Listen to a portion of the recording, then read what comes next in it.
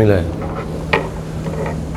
Assalamualaikum warahmatullahi wabarakatuh.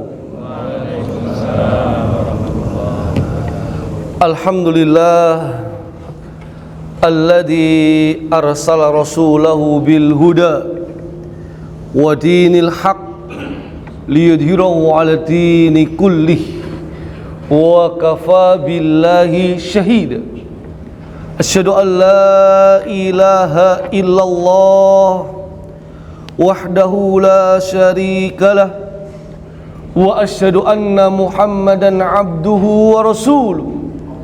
Allahumma salli wa sallim wa barik ala nabiyyina wa habibina wa qudwatina wa qurrati a'yunina Muhammadin wa ala alihi wa ashabihi wa man tabi'ahum bi ihsanin ila yaumiddin. Wa ba'd.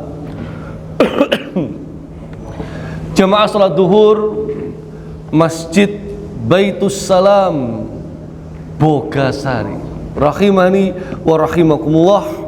Semoga Allah Subhanahu wa taala senantiasa merahmati kita semuanya. Dalam kultum siang hari ini, yang kultum itu singkatan dari kuliah 70 menit. Terlalu banyak. Saya diminta maksimal hanya 20 menit seperti biasa, karena 12.30 harus kembali beraktivitas. Benar. Di jamaah sekalian yang dimuliakan oleh Allah Subhanahu wa taala, kita nggak bisa jauh-jauh membahas sesuatu yang kaitannya dengan hari Kamis besok. Nggak bisa jauh-jauh.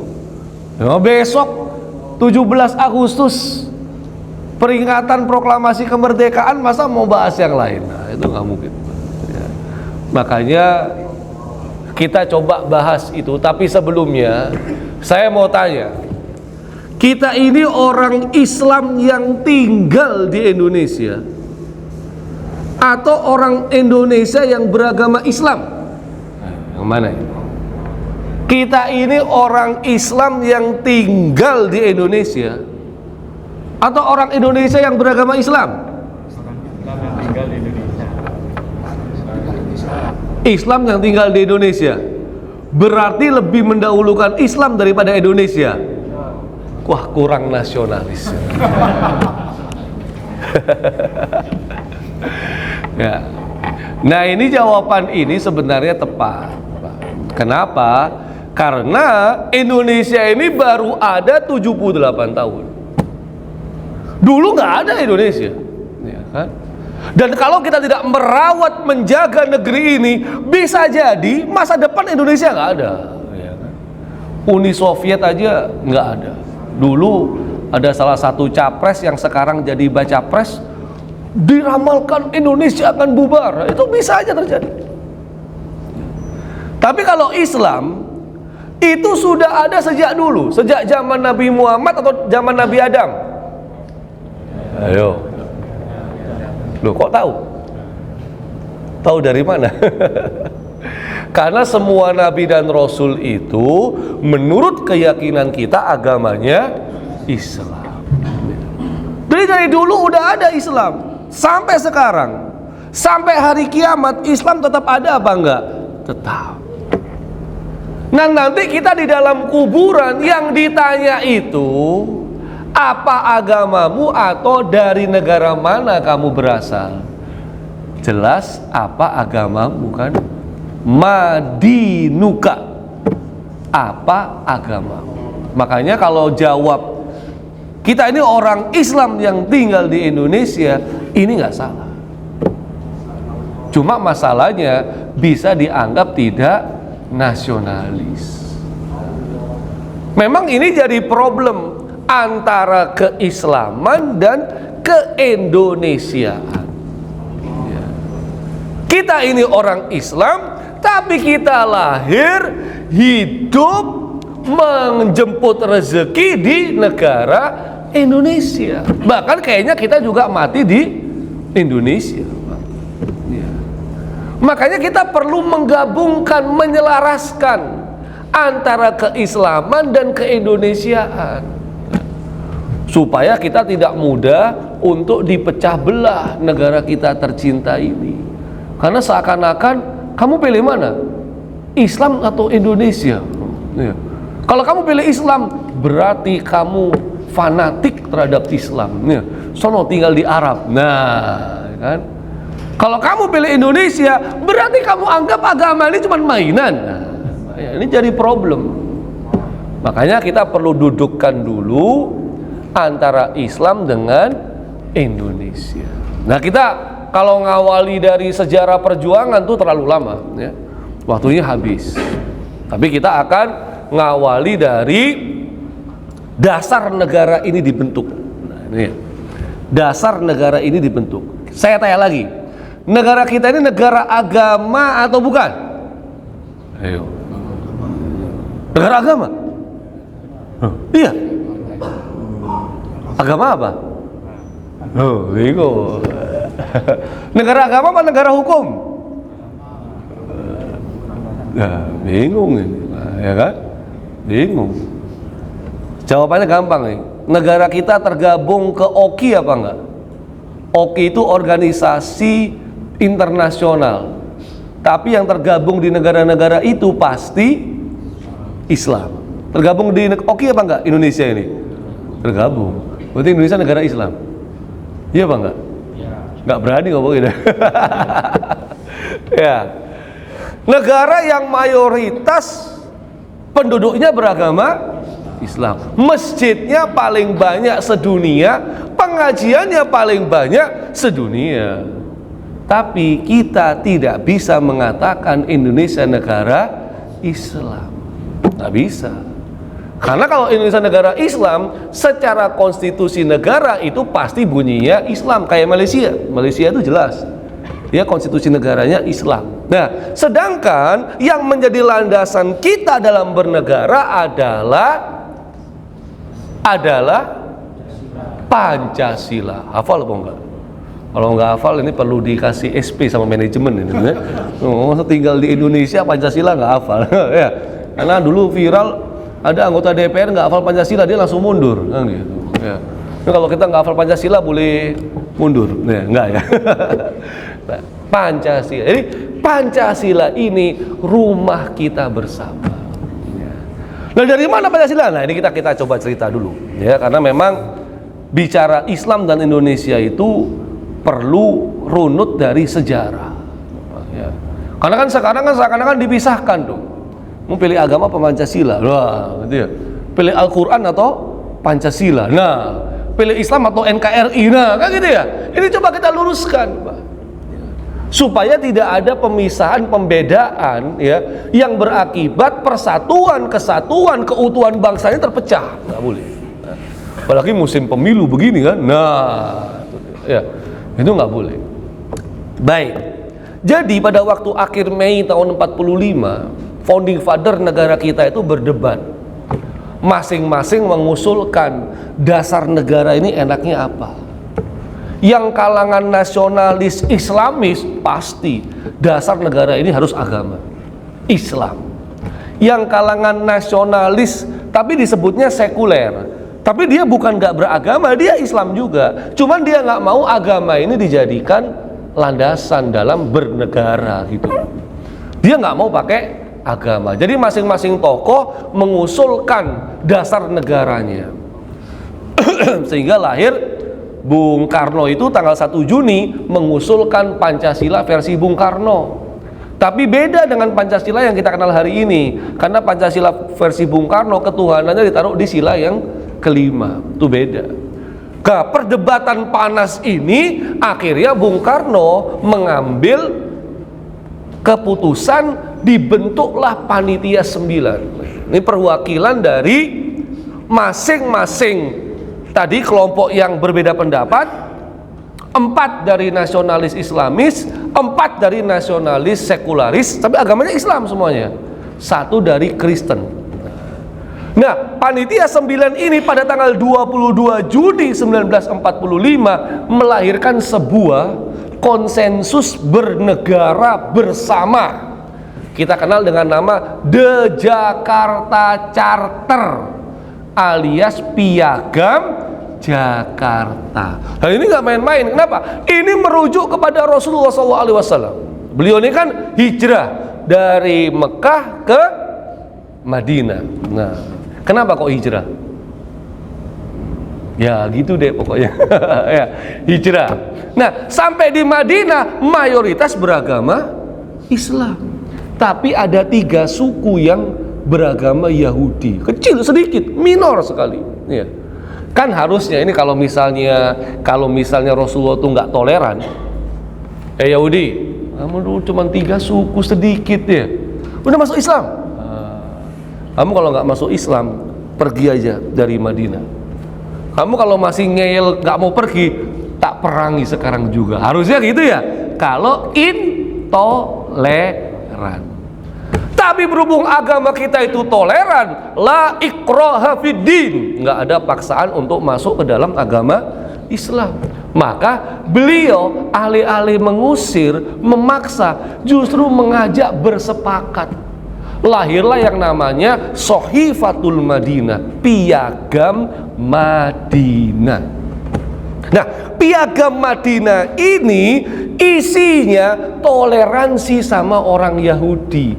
Orang Yahudi boleh tinggal di sini, orang Yahudi boleh beribadah, orang Yahudi boleh mendidik anak-anaknya dengan ajaran agamanya. Padahal notabene ajaran Yahudi dengan ajaran Islam sama persis atau bertolak belakang?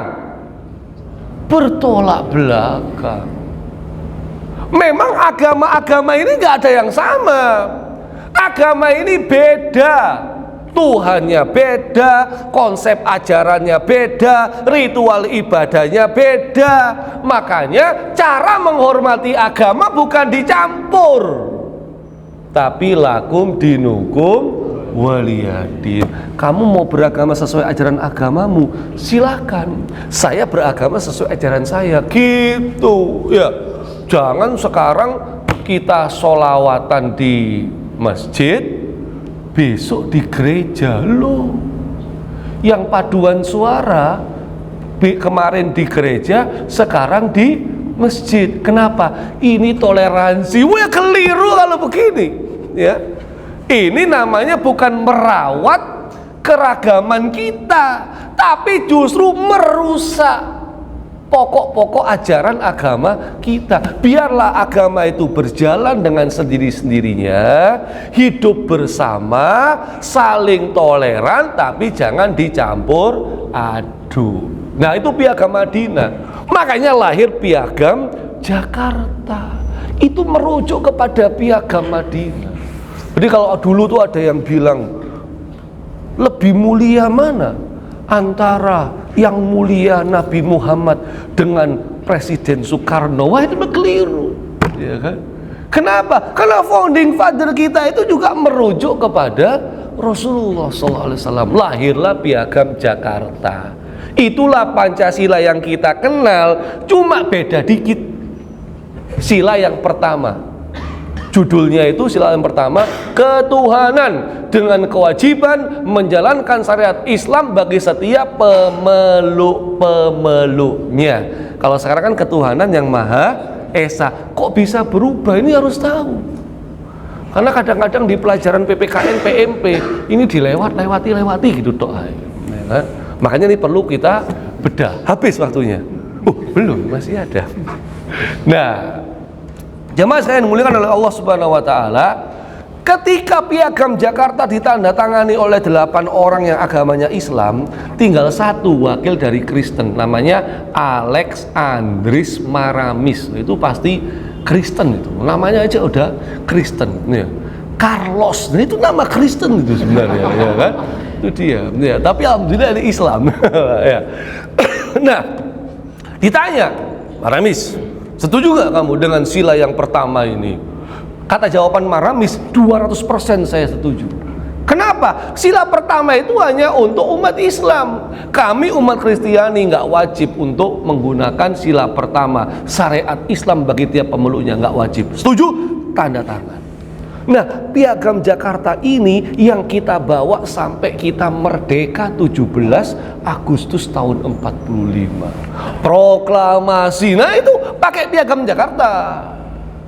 Pagi kan kita merdeka tanggal 10 kan? Ya, jam 10 kan? Ya kan? Tapi sebenarnya itu tanggal 9 Ramadan ya. 17 Agustus tahun 45 itu sebenarnya tanggal 9 Ramadan. Jadi kita itu merdeka di bulan Ramadan. Karena Ramadan itu sebenarnya bulan perjuangan.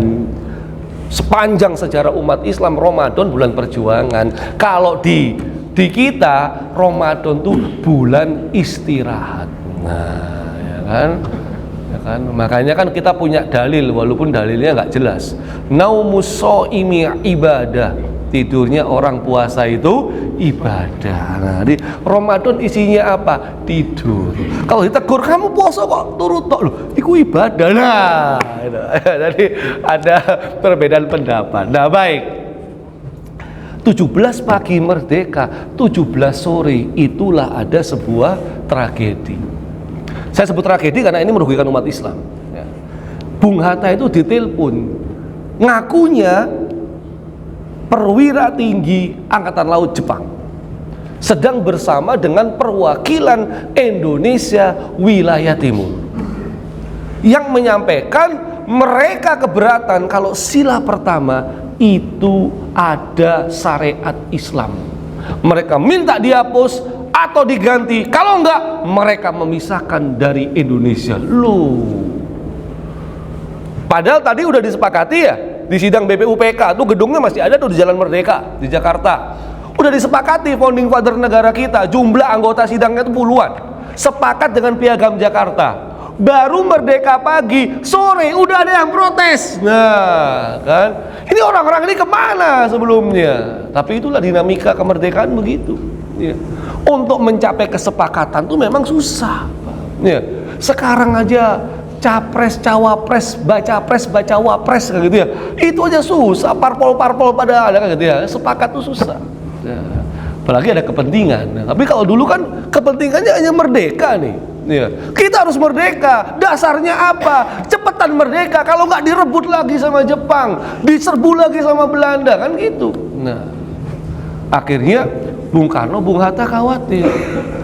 Waduh, ini kalau kita teruskan beneran mereka memisahkan diri. Ya udah, kita lobby tokoh-tokoh Islam. Nah, ya kebetulan tokoh Islam yang tersisa waktu itu Ki Bagus Hadikusumo dari Muhammadiyah. Karena Kiai Haji Wahab tuh udah pulang ke Surabaya. Hasan tuh nggak ikut dari Persis, dia ke Jawa Barat kan. Jadi saat itu kan di Jogja. Jadi di Jakarta itu kesempatannya hanya Ki Bagus Hadikusumo di lobi. Ki Bagus ngamuk-ngamuk. Kenapa? Yang sudah disepakati kenapa harus diingkari lagi? Ya.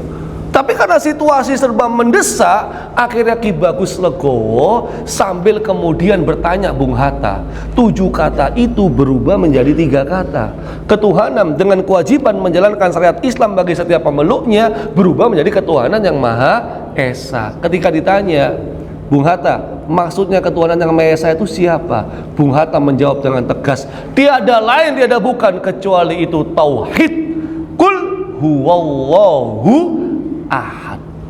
Katakanlah dia Allah yang Maha Esa. Oke, akhirnya disepakati. Nah, Bung Hatta dalam memoarnya itu bisa dicek di bukunya beliau. Beliau mengatakan, seandainya tokoh-tokoh Islam waktu itu tidak mau menghapus 7 kata kepada 3 kata, maka kata Bung Hatta, negara ini tidak akan pernah berdiri. Tapi saya katakan tadi, Islam itu menghendaki persatuan. Waqtasibu bihablillahi jami'an wala tafarraqu. Berpegang dengan tali Allah, jangan berpecah belah. Islam itu toleran, Islam itu inginnya jangan berpecah belah. Padahal kontribusi Islam untuk Indonesia, itu banyak sekali. Sejak zaman kolonial sampai kemerdekaan, sampai mempertahankan kemerdekaan. Itu kapan-kapan aja kita bahas ya. Tapi Islam tidak egois, ya kan? Sebenarnya kan bisa aja Islam ngotot ya. Pada waktu kita merdeka, 60 juta rakyat Indonesia, 90% Islam semuanya. Dan yang berjuang kebanyakan adalah Islam sebagai mayoritas, wajar. Ketika Islam bisa aja kan ngotot, harus Islam. Kalau nggak mau, nggak bisa. Nah, bisa aja, tapi nggak begitu. Malah mengajak bersepakat. Karena perjuangan di negara ini ada sumbangsi dari di luar Islam, walaupun nggak banyak. Nah, Pancasila itu, jamaah sekalian, kalau kita bedah, semua yang ngambil dari Islam. Ketuhanan yang Maha Esa, kul huwallahu ahad, kemanusiaan yang adil dan beradab, adil al-adalah, i'dilu huwa aqrabu litaqwa, berbuat adillah karena itu lebih dekat dengan takwa. Adab di bahasa Islam, nggak ada bahasa lain. Akrimu auladakum wa ahsinu adabahum, muliakanlah anak-anakmu dan ajarilah mereka adab.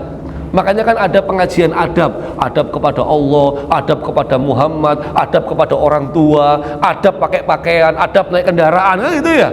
Adab masuk masjid, semua ada tuh dari Islam. Persatuan Indonesia tadi, wa'tasimu hablillahi jami'an wala tafarraqu. Kerakyatan yang dipimpin oleh hikmah. Hikmah ini nggak ada yang lain selain dari Al-Qur'an. Ucapannya Luqman kepada anaknya, wa man yu'tal hikmah faqad utiya khairan katsira. Barang siapa diberikan hikmah, maka sungguh dia telah mendapatkan kebaikan yang banyak. Musyawarah juga dari Islam. Bahkan ada surat dalam Al-Qur'an namanya Asyura. Loh, itu musyawarah. Berarti Pancasila itu ngambil dari nilai-nilai Islam. Pembukaan Undang-Undang Dasar atas berkat rahmat. Di situ Tuhan apa Allah? Allah yang Maha Kuasa. Allah Tuhannya siapa? Umat Islam. Lagi-lagi innani anallah la ilaha illa ana fa'budni wa aqimis sholata li dzikri.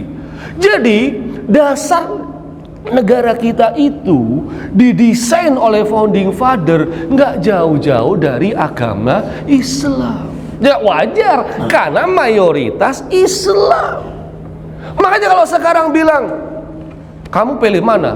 Quran apa Pancasila? Loh, Islam atau Pancasila? Jadi bingung, Pak. Ya, kenapa? Karena Pancasila itu lahirnya dari Islam, lahirnya dari Pancasila. Ya, bingung, keliru semuanya. Makanya di sini, ya, kurang 5 menit, ya, kita beri kesimpulan adalah, oke, negara kita emang bukan negara agama. Tapi ingat, karena sila pertama ketuhanan yang Maha Esa, negara kita itu negara yang religius. Jangan pernah dilupakan. Religius. Maksudnya religius itu apa? Kita buka kamus. Segala sesuatu, tindak tanduk kita, perilaku kita, apa yang kita kerjakan, kebijakan pemerintah, nggak boleh jauh-jauh dari nilai-nilai agama. Itulah negara yang religius. Berarti ateis nggak boleh berkembang di sini. Karena ateis tidak beragama, tidak bertuhan. Agnostik sama, bertuhan tapi tidak beragama. Dan di Indonesia ini 6 agama resmi yang diakui. Silakan bagi 6 agama ini hidup sesuai dengan ajaran agamanya, karena dilindungi oleh undang-undang. Maka saya tanya sekarang, kalau orang Islam nyoblos pemimpin sesuai dengan ajaran agamanya, sesuai dengan Pancasila atau bertolak belakang? Sesuai atau bertolak belakang? Sesuai. Jadi orang Islam ini ketika dia menjalankan ajaran agamanya dengan baik, otomatis dia telah menjalankan nilai-nilai yang ada di Pancasila. Termasuk milih pemimpin, termasuk kebijakan, termasuk dia bekerja. Kenapa? Negara kita bukan negara agama, tapi negara yang religius. Dan itu sesuai, tidak bertentangan. Lah, dulu memang ada yang mempertentangkan. Tapi dulu yang mempertentangkan antara agama dengan Pancasila itu PKI. Ya. Kalau sekarang ada yang mempertentangkan antara agama dengan Pancasila, berarti itu adalah saya nggak ngomong, saya nggak tahu. Maka mari kita syukuri para jamaah sekalian, kita bukan 350 tahun dijajah, enggak. Tapi kita 350 tahun berjuang. Dan Allah karuniakan kemerdekaan ini sampai usia 78 tahun. Makanya setiap perayaan kemerdekaan, setiap kebijakan pemerintahan, setiap rakyat di negara ini yang mengabaikan nilai-nilai ketuhanan, maka itu sebenarnya mengkhianati karunia yang Allah berikan kepada negara ini.